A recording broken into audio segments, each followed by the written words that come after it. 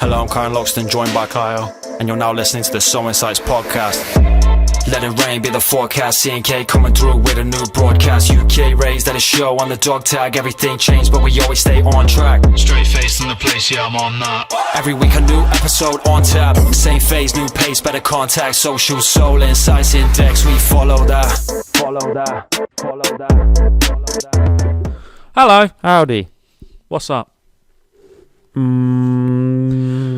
Good. Right. Skiing lesson. That's what's up. So we've recently got recreational standard skiing. Boom. Just like we did snowboarding. If you want to check it out, it's like episode 3 or some shit like that. It's quite an early episode, so it's been a very long time since we did that. Yeah. But we went back to the same place, which was Mendip Activity Centre, which is just off from Bristol, UK.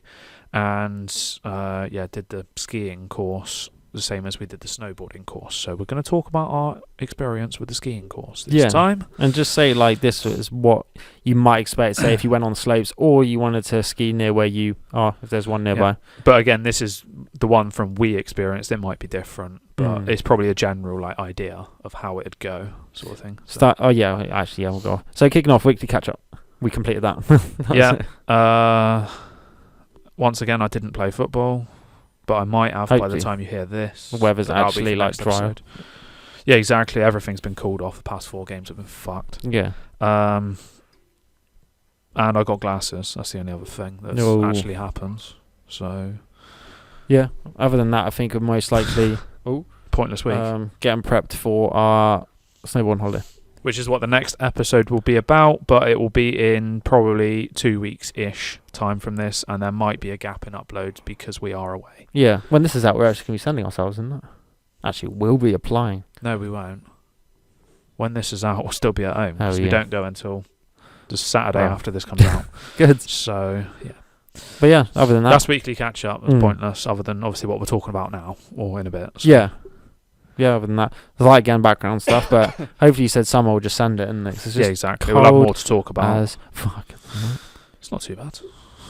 Football's obviously football, isn't it? Catch up, so you don't need to say that at the minute.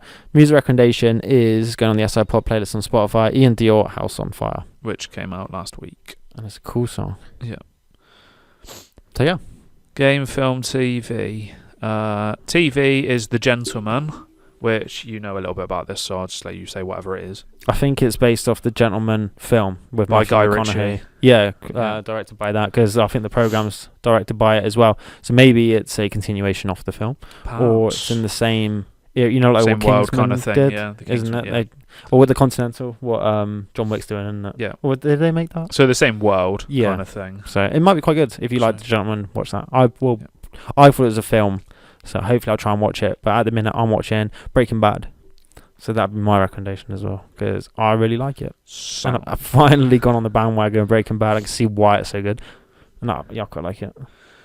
Throws you straight in, to be fair.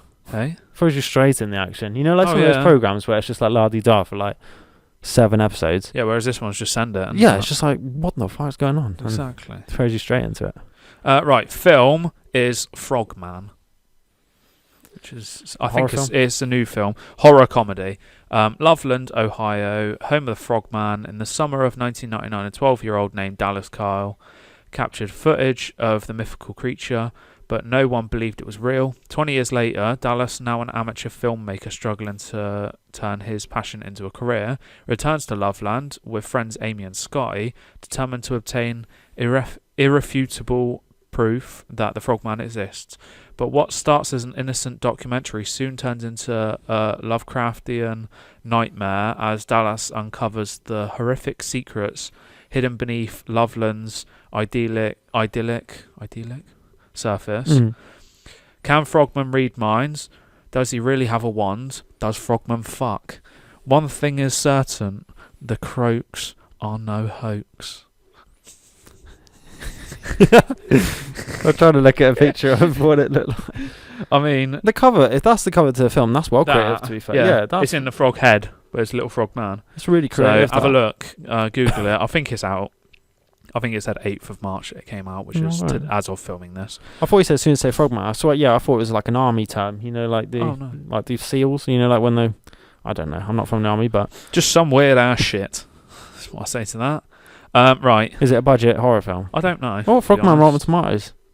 Is it out? It's got 100% on Rotten Tomatoes by the critics. There Yeah, it is. exactly. By how many I think it critics? came out today. 5 reviews. Oh, 5. It was a 4 earlier. Let's read a top review. The filmmaking team leans into the ridiculousness of a human-sized frog, allowing the proceedings to get a bit silly. This does not detract from the horror, however. In fact, it makes everything that much scarier. Well, there you go. If that hasn't convinced you to watch it, I don't know what will. The work doesn't offer any narrative surprises, but it makes up for it with creature effects. So maybe the story shits, but the frog actually looks pretty cool. Probably like Winnie the Pooh, Blood and Honey 2 will be. Wait, Buzz. Right, game. This came out on the 5th of March, I think it was. I didn't realise it was out. The Outlast Trials. Oh, it looks insane. It does look insane, doesn't it's co-op, isn't it? So, Red Barrels invites you to experience mind-numbing terror, this time with friends. Whether you go through the trials alone or in teams, if you survive long enough and complete the therapy, Murkov will happily let you leave. But will you be the same? I've seen a few clips on TikTok. It looks funny too. I watched the trailer and it looked fucking insane. Is it next gen only? No, it's PS4 as well. So right, maybe get it. 31 quid as well. So maybe we can give it a go. Yeah, I think me and you'd actually be quite good at that. Because have you ever played Outlast before? A very long time. When the PS4 came out, when the original Outlast came out, or Outlast came out on PS4, that's when I last played it. It's up there when they say it's a genre like the found footage games, because apparently that got exhausted. It did in films, to be fair, like when the cameraman you're following, so everything's all shaky and shit. Yeah. And they did that in games, but Outlast is quite a good version of it. So that co-op would probably take the scary aspect off, though. I mean, you just find it. Yeah, exactly. Yeah. So the horror, I don't know, maybe jump scare, I'll be shit at, but right. Right. Cocktail. Yeah. We're going with Sidecar. We're not actually drinking it this time. No. Because we're not. No. But here we go. Yeah, we need to do a few things after this pod, to be fair, and drinking it would be jokes. Right, so what should I say into it, actually? I don't know. Have I got the ingredients over here? Oh, yeah. So the one I've got here is Remy Martin 1738, cognac, Cointreau, triple sec liqueur, lemon juice, and chilled water. Quite a nice little concoction. And then it says how to make: shake all ingredients with ice and fine strain into chilled glass. Garnish sugar rim, optional, and lemon zest twist. Pretty funky. And then the review is: spirituous and just on the sour side, the sugar rim is considered by some to be integral to this classic cocktail. Dilution is key to perfecting a sidecar, so if using ice straight from a freezer rather than an ice machine, then consider adding 10 to 15 milliliter chilled water in place of a sugar rim. Some may want to add 2.5 milliliter or more sugar syrup. It's just a load of alcohol mixed together with a lemon, though. That tends to be what a cocktail is, yeah. So, banter. Cool. Remy Martin 1738. Did you try that in Vegas? No. Was it Remy Martin? It was another guy's name. That was expensive shit, wasn't it? Yeah, Remy Martin isn't it? Yeah. Wasn't it fancy bottle? Fancy ass fuck bottle. The long, flute looking thing, isn't it? Like the long neck, sort of. There's so many of them that are just expensive. I said the one in Vegas, wasn't it? It was like 300 quid a shot or something. Macallan, yeah. Macallan, 20-year or 18-year. Nice. I don't know which one it was. I had some in Italy, though, so Macallan. So that's nice. Yes. Cool. Right. The Book of Obscure Words. Oh, sorry. I know, I wanted to say sorries, but I thought, I'm just going to say words. Oh, right. John Koenig, Chapter 4, Faces in a Crowd, Catching Glimpses of Humanity from a Distance, and the words are Pax Latrina. Pax Latrina. Furniture started levitating then. The meditative atmosphere of being alone in a bathroom, sequestered inside your own little isolation booth, enjoying a moment backstage from the razzle-dazzle of public life.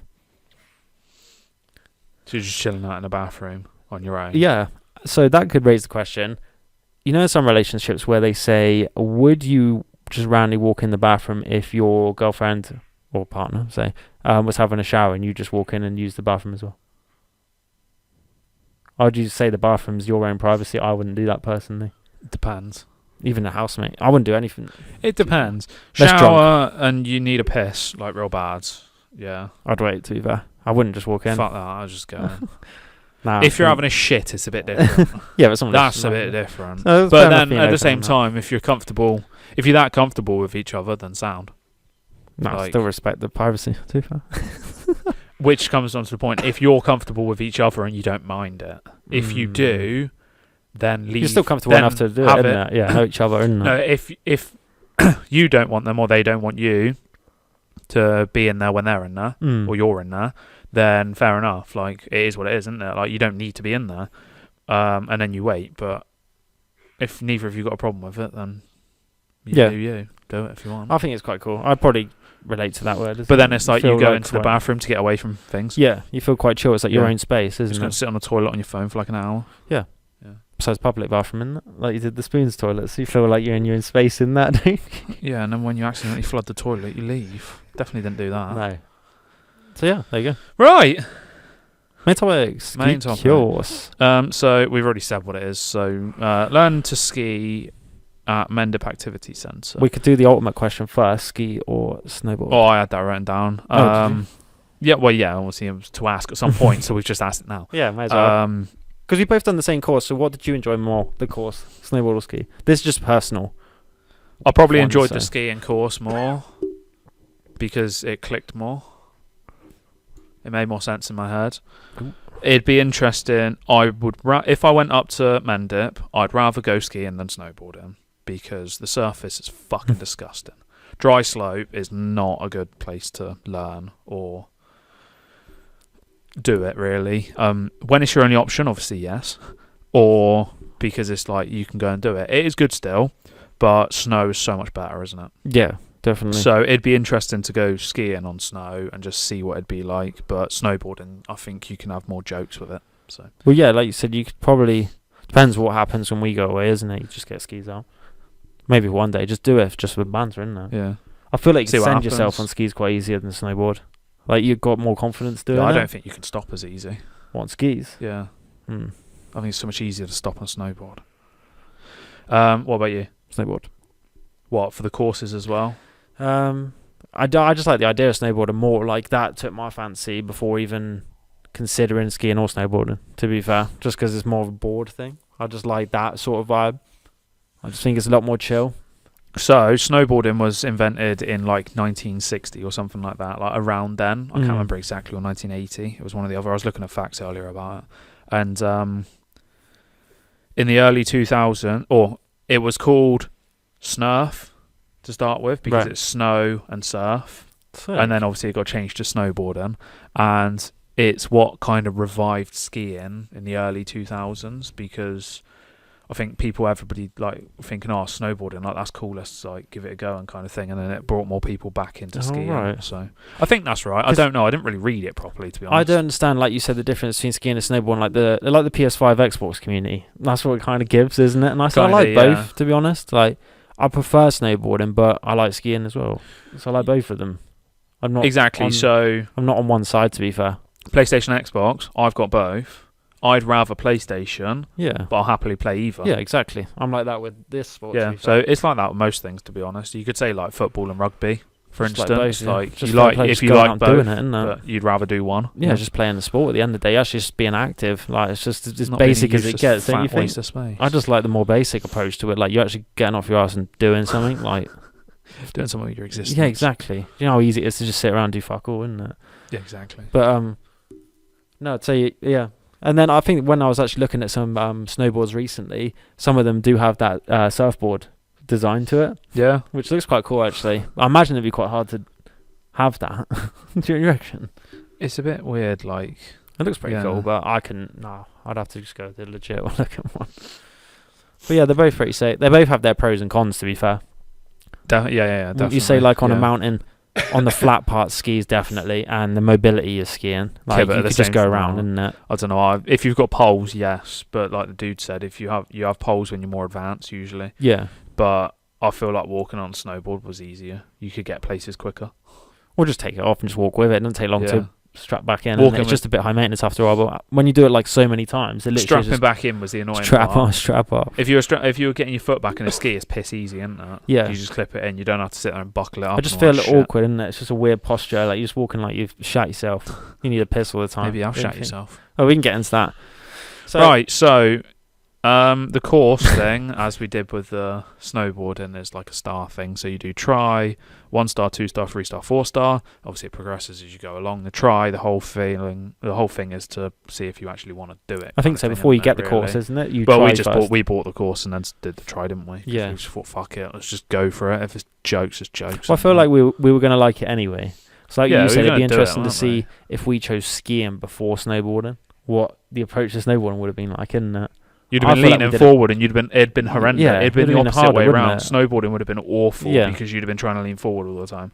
We can go into that later anyway. Right, so try ski. You've got it all written down of what they actually like offer and what you do in each thing. And you said we'll just go right through, yeah? So this is go the try to one. So TriStar, Tri-Ski. TriStar. Starting out on the flat, you'll get confident moving in skis before learning to ski down the gentle slopes. In our beginner area, you'll have about an hour on the slope with your instructor with maximum blah, blah, blah. So it's just getting used to having the skis on, isn't it? Having the skis on, you're boots as well. Walking up the hill sideways and then just going down it a little bit like flat parallel skis. So French fry skis. The South Park reference. Just to kind of get a feel for the skis and see how you get along with them, really. What stood out for you in the try one? I think that was the first time I wore ski boots. And I'd say, horrible. Yeah, they were a bit more random. Like going up and down steps in ski boots as well. Feels like I don't know. I think imagine it'd be like wearing high heels or something. So you think? Somebody said to me, I was walking down the steps, and somebody was like, "Oh, undo the top buckles. It'll be so much easier walking down." And I did, and it was. So, I don't know. I've done that before. I've done essentially what the tri-ski was before on the indoor slope in Manchester. And it was pretty similar, and I don't know what else to say about it. You just go down the hill a few times and get a feel for it. I felt like even with the try, you learn how to do a fair few things. Because there's one where you learn how to do the initial snowplow as well, isn't it, on try? I don't think so. Or do you just walk up and then just... to be honest. No, I think there might have been... You learn how to walk up sideways, which in itself looks quite cool. Like, if you learn how to do that, and then you can jump from sideways down, 90 isn't degrees, it? Yeah. I don't know if you learned part of snowplow, but we can go into it. I learned how to stop, how to be stopped on the top of the hill and then straighten your skis out to go down.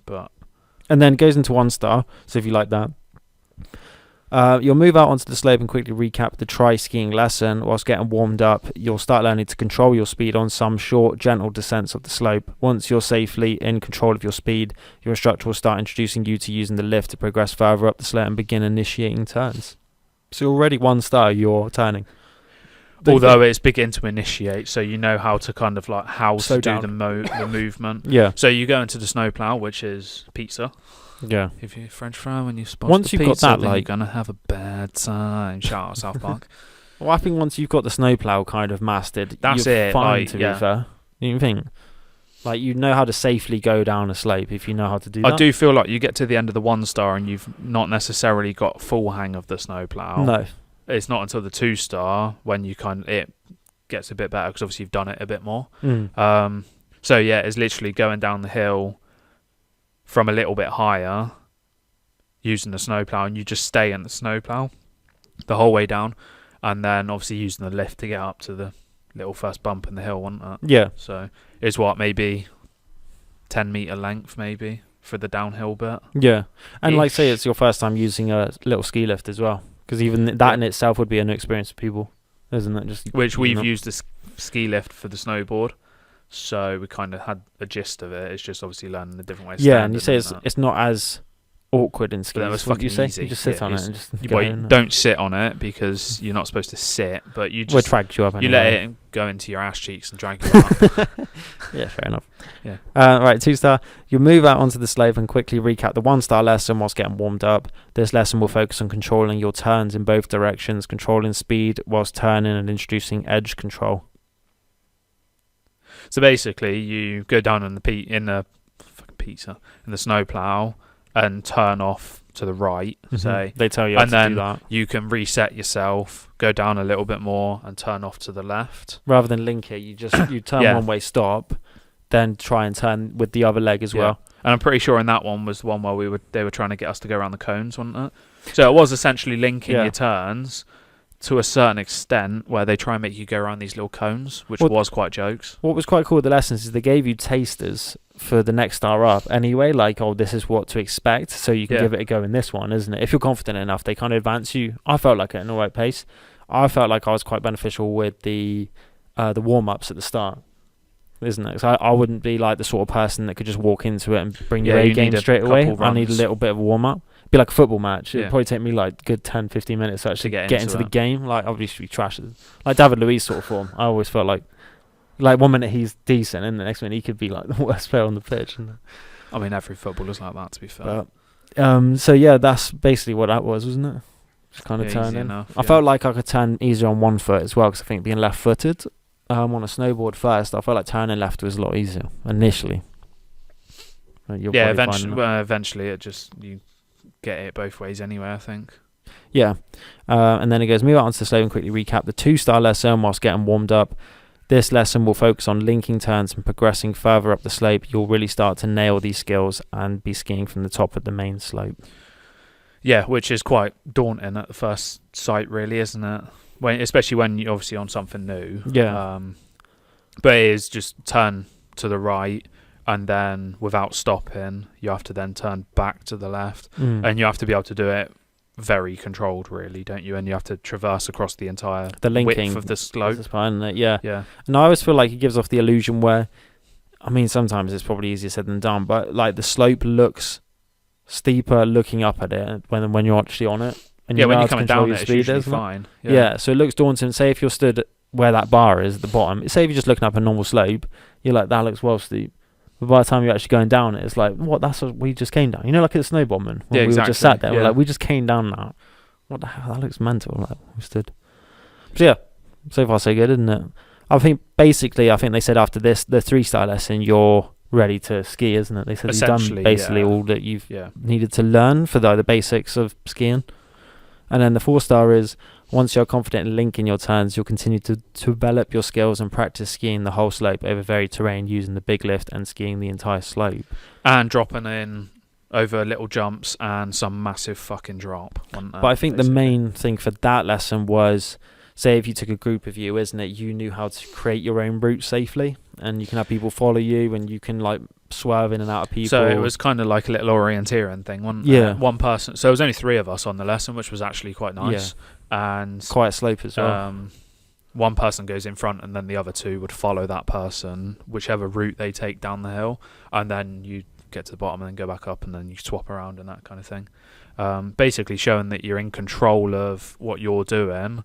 If there's people, as you say, around, you can maneuver around them. Yeah. And that you're just generally safe on the slope, really. Exactly. That's you're what ready to go on is your that, own, really, isn't it? Safely. As long as you can do something safely, they'll most likely consider passing you. I guess as long as you've got the skill right, but you're safe doing it, you can still be kind of sloppy doing that skill, I think, but if you can show you can kind of do it, you just need to sort out your posture a little bit, then it's like, well, it's fine, like you will eventually get it if you just keep doing it. It's one of those, like any skill really, isn't it? Just more time you put into it. Yeah. So that's it really. Done and dusted really. I felt like, well, we passed it each lesson. Humble brag, you know. So the difference then between snowboarding and skiing was so much easier to learn. But that solidifies what people say though, isn't it? Where they say like, it's easier to learn but harder to master. Yeah. And then snowboarding's harder. Well, I don't know harder about to learn, mastering but easier snowboarding, to master. Hopefully in the future master snowboarding.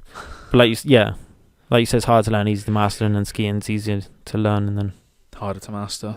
Because when we finished the 4-star, we had an option, didn't we, to do that? What was it? Hockey stop? Oh, yeah. So that's more an advanced stop, isn't it, I guess, rather than snow plow all the way down, because apparently there's quite a lot of pressure on your hips. Like you to go onto your heels, which looks more natural, I guess, to stop, because you're just putting all the momentum just in your feet rather than... You go in parallel along the slope to stop yourself. Yeah, rather than just like look like you're wetting yourself going all the way down. Rather than holding your little pizza shape.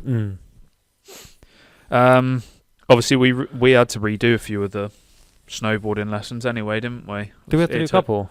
Yeah, there was 2 or 3 times we had to, because you got the free repeat lesson. I think we did 2 after that as well.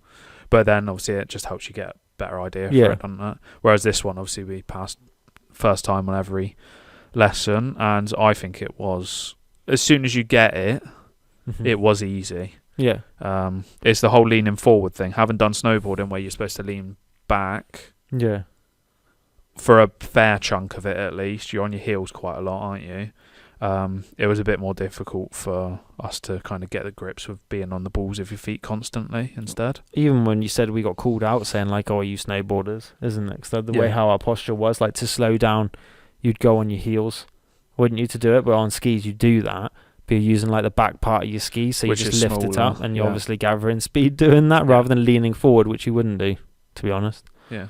Honestly, I don't know. It feels weird, doesn't it, on the skis? Yeah, I just felt like the posture was a lot more relaxed snowboarding. I felt like skiing is a lot more trialed, a little bit more like.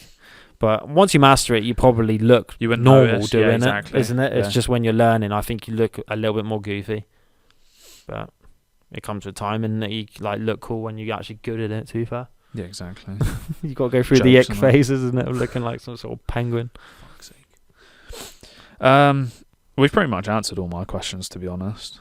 The only other thing that I've got is, would you recommend it? Yeah, definitely. But then he said it'd be interesting to see lessons on the slope rather than a dry slope, isn't it? When you're on the snow, how much do you learn in one lesson?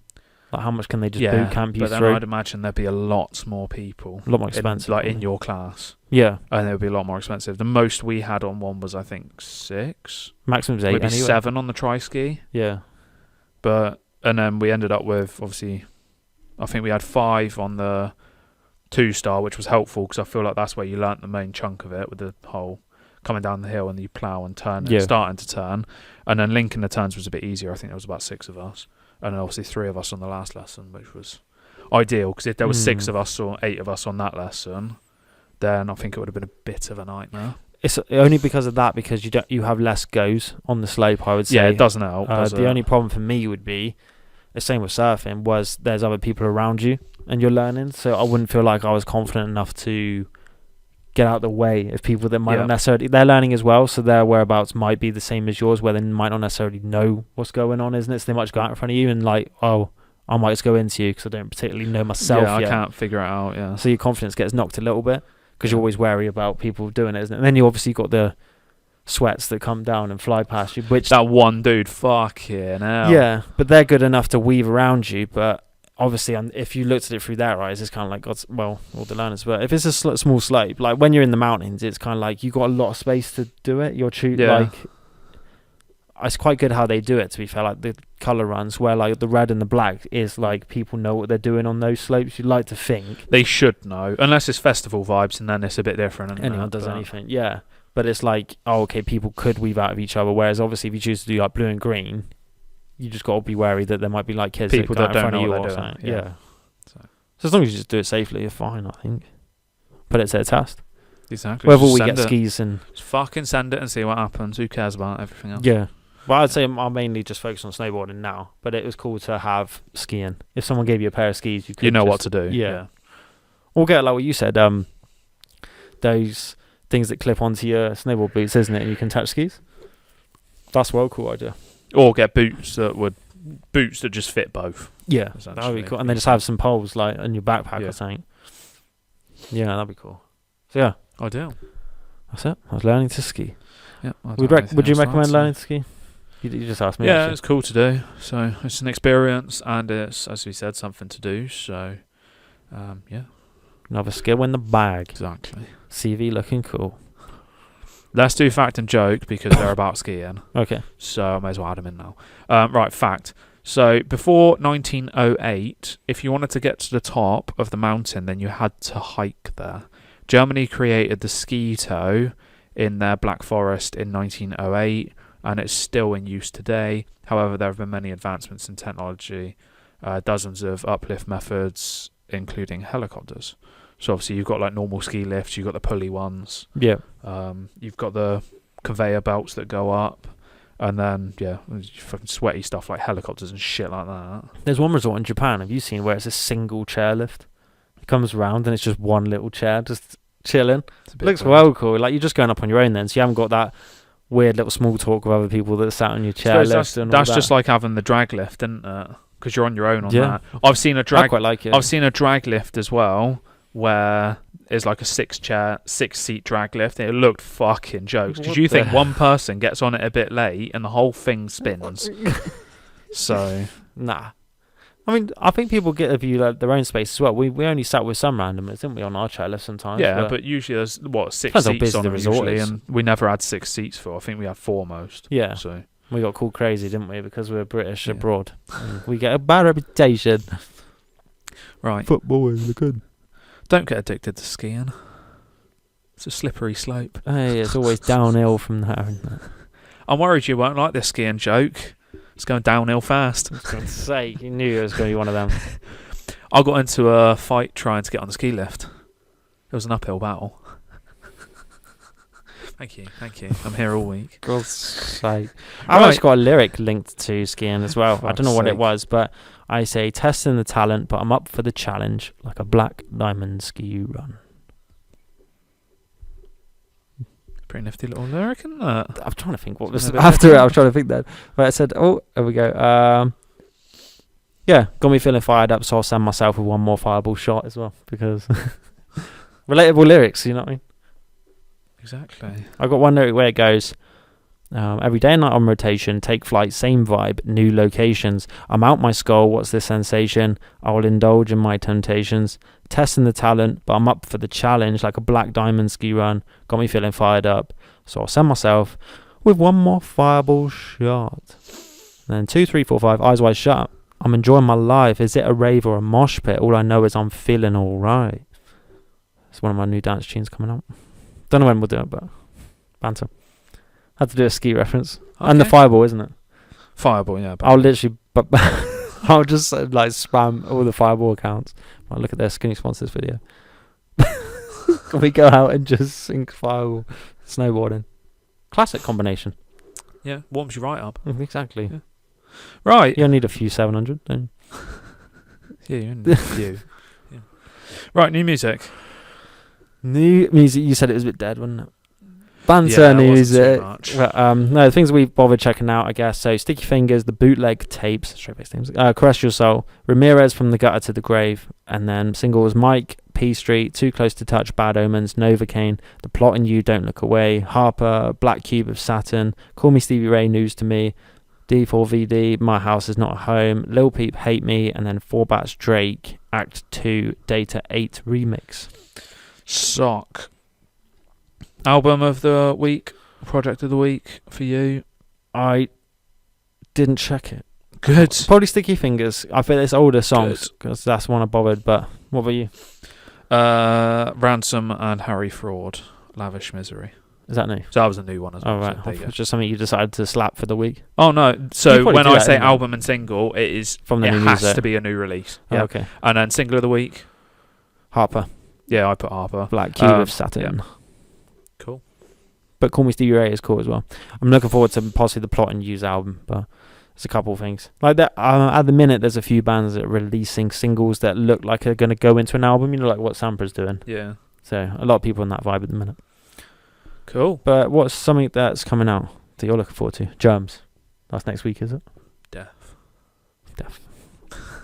Yeah, Germ on the 15th, and I'm going to guess Logic's is going to be soon as well, because he's got his listening party at an event in America on the 15th, 16th, 17th time. So we will see when that comes out. Probably the end of the month-ish. Shout out that remix, actually. That's a pretty cool Logic remix. Fear, Slushy remix. Yeah. Cool little remix. Probably better than the actual song. Not that the actual song is bad, but it's just a cool little take on it. Yeah. So we're done. Sounds right. Don't know what will be next week, but we'll just send ourselves. There might be a gap next week. Possibly. So suck yourself. Toodaloo.